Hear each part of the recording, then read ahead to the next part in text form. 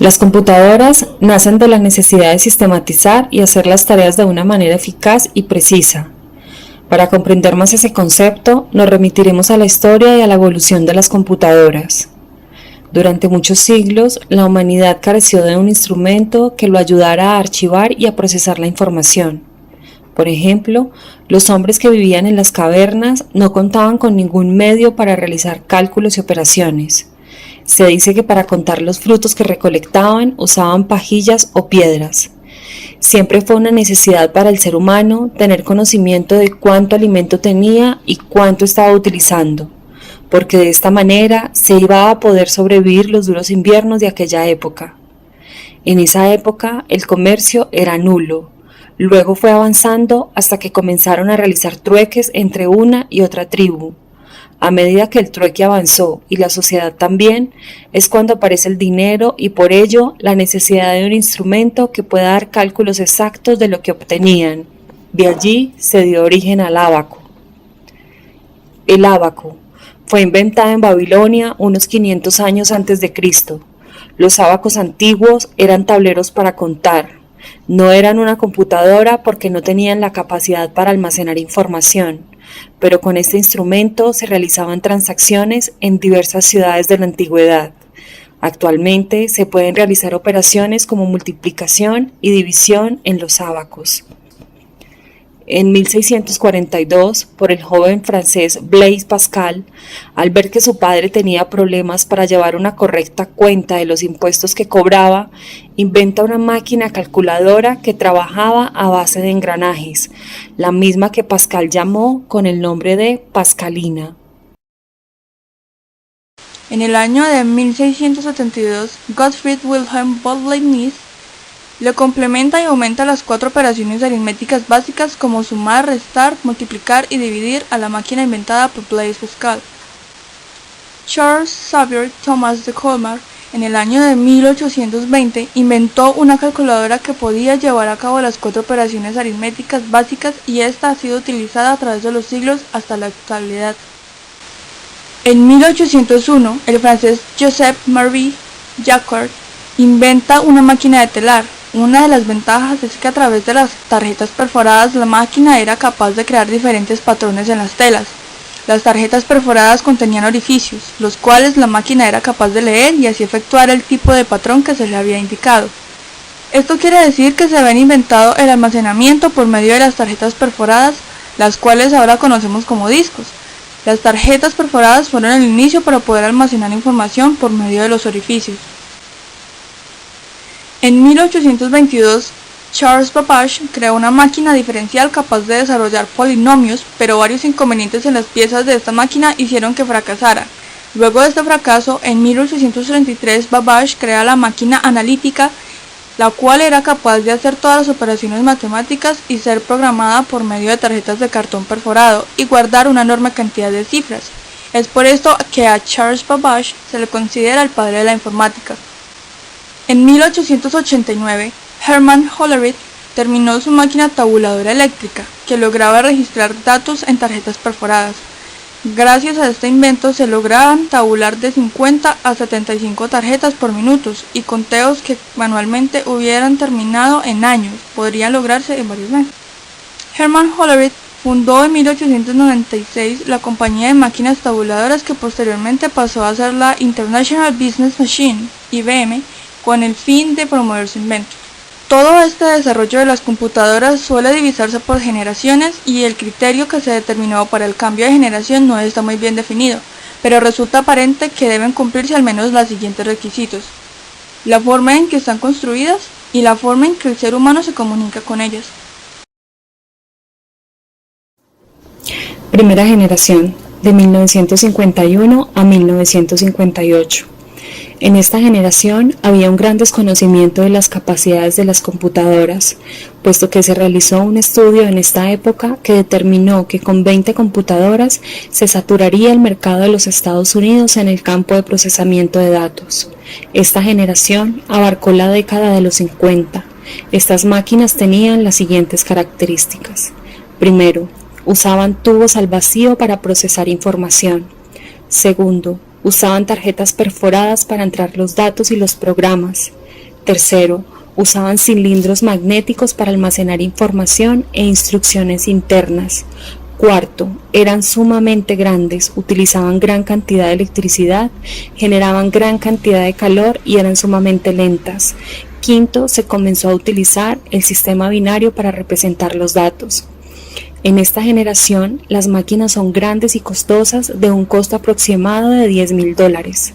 La computadora más exitosa de la primera generación fue la IBM 650, de la cual se produjeron varios cientos. Esta computadora, que usaba un esquema de memoria secundaria llamada tambor magnético, que es el antecesor de los discos actuales. Segunda generación, de 1958 a 1964. En esta generación las computadoras se reducen de tamaño y son de menor costo. Aparecen muchas compañías y las computadoras eran bastante avanzadas para su época, como la serie 5000 de Barrocks y la Atlas de la Universidad de Manchester. Algunas computadoras se programaban con cintas perforadas y otras por medio de cableado en un tablero. Características de esta generación. Primero, usaban transistores para procesar información. Segundo, los transistores eran más rápidos, pequeños y más confiables que los tubos al vacío. Tercero, 200 transistores podían acomodarse en la misma cantidad de espacio que un tubo al vacío. Cuarto, usaban pequeños anillos magnéticos para almacenar información e instrucciones, cantidad de calor y eran sumamente lentas. Quinto, se mejoraron los programas de computadoras que fueron desarrollados durante la primera generación. Sexto, se desarrollaron nuevos lenguajes de programación como COBOL y Fortran, los cuales eran comercialmente accesibles.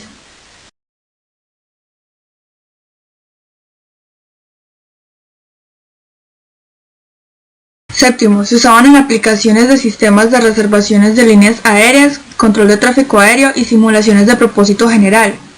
Octavo, la Marina de los Estados Unidos desarrolla el primer simulador de vuelo, Whirlwind Eye.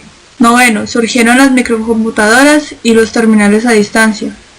Décimo, se comenzó a disminuir el tamaño de las computadoras. Tercera generación, de 1964 a 1971. La tercera generación de computadoras emergió con el desarrollo de circuitos integrados, pastillas de silicio, en las que se colocaban miles de componentes electrónicos en una integración en miniatura. Las computadoras nuevamente se hicieron más pequeñas, más rápidas, desprendían menos calor y eran energéticamente más eficientes. El ordenador IBM 360 dominó las ventas de la tercera generación de ordenadores desde su presentación en 1965. El PDP-8 de la Digital Equipment Corporation fue el primer mini ordenador. Características de esta generación.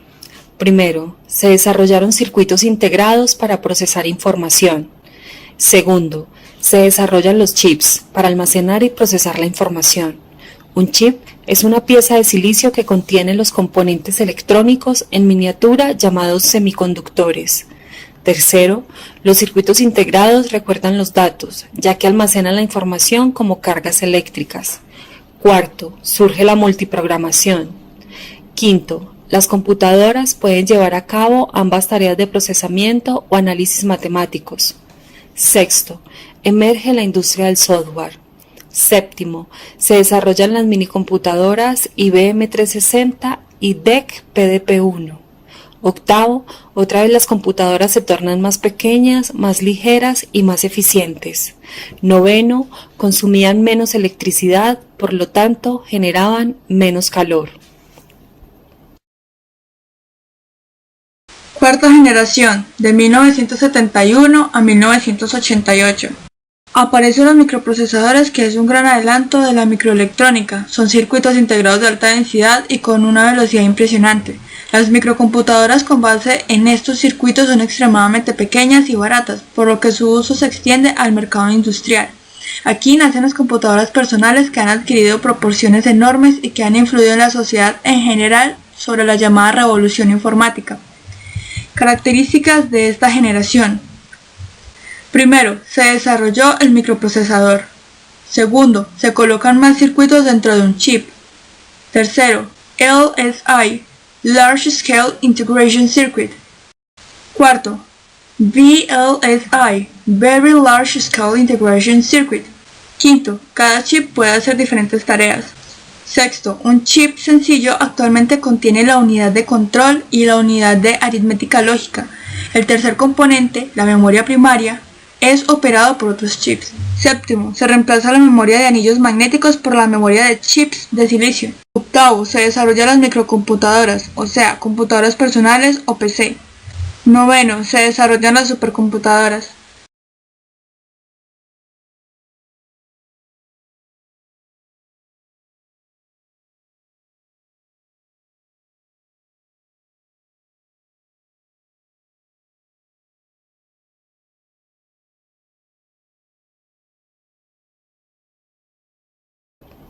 Quinta generación, de 1983 al presente. En vista de la acelerada marcha de la microelectrónica, la sociedad industrial se ha dado a la tarea de poner también a esa altura el desarrollo del software y los sistemas con que se manejan las computadoras. Surge la competencia internacional por el dominio del mercado de la computación, en la que se perfilan dos líderes que, sin embargo, no han podido alcanzar el nivel que se desea: la capacidad de comunicarse con la computadora en un lenguaje más cotidiano y no a través de códigos o lenguajes de control especializados. Japón lanzó en 1983 el llamado Programa de la Quinta Generación de Computadores, con los objetivos explícitos de producir máquinas con innovaciones reales en los criterios mencionados. Y en los Estados Unidos ya está en actividad un programa en desarrollo que persigue objetivos semejantes, que pueden resumirse de la siguiente manera. Primero, se desarrollan las microcomputadoras, o sea, computadoras personales o PC. Segundo, se desarrollan las supercomputadoras. Las siguientes no hacen parte de alguna categoría como tal, pero son de suma importancia a la hora de mencionar y resaltar el avance de las computadoras, puesto que cada una cumple un papel de suma importancia en la historia. Primero, inteligencia artificial. La inteligencia artificial es el campo de estudio que trata de aplicar los procesos del pensamiento humano usados en la solución de problemas a la computadora. Segundo, robótica.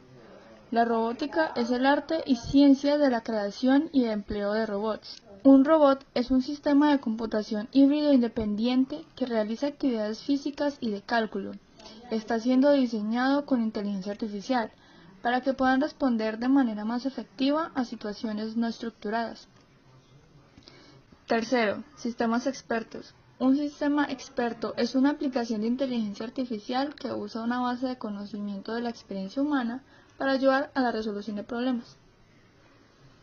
Cuarto, redes de comunicaciones.